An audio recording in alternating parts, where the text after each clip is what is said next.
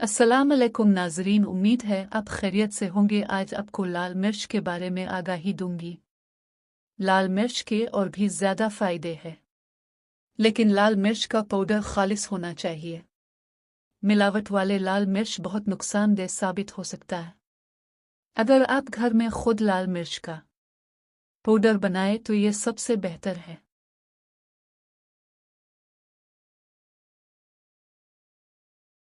लाल मिर्च के 11 नाकाबिल यकीन फ़वाइद।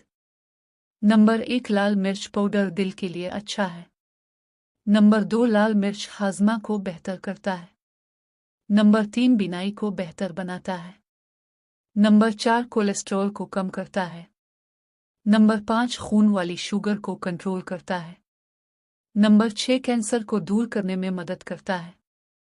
नंबर 7, सोजिश दूर करने की खुसूसियात रखता है। नंबर